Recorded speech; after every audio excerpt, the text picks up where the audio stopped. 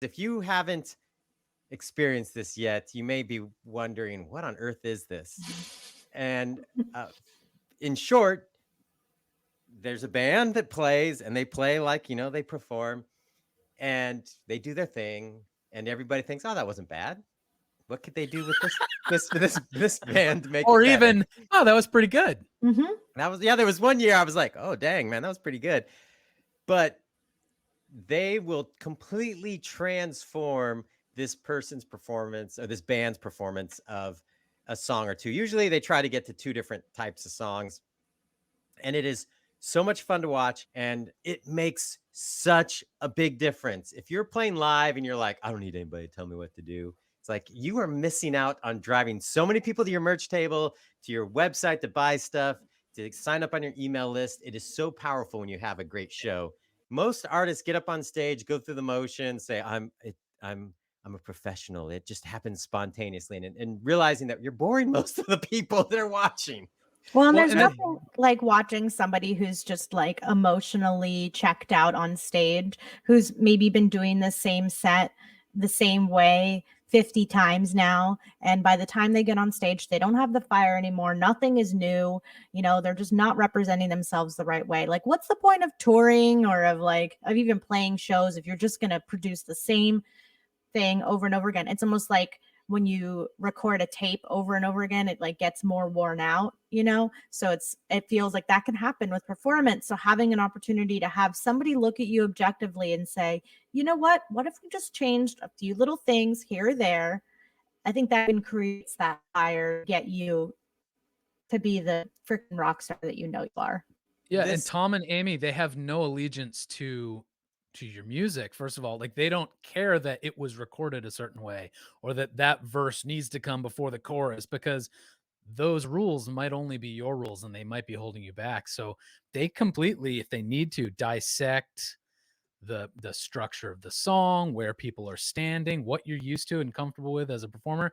Then they build it all back in a totally new way that literally every time I've seen it, the final performance of the song after that session is over is like, whoa, that is so much better.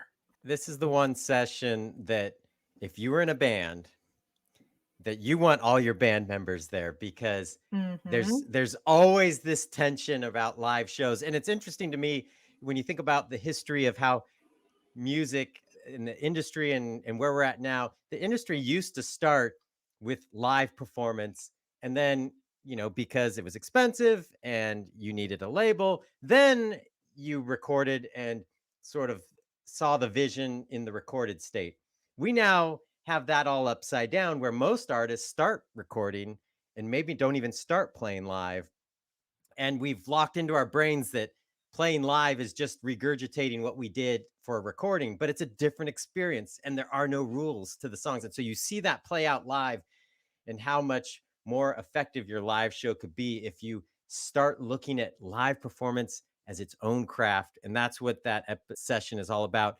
And if you want to be the band, we are looking for the band to be on stage to do the live makeover. So get your tickets and you'll be getting info about submitting to be the band for the live band makeover.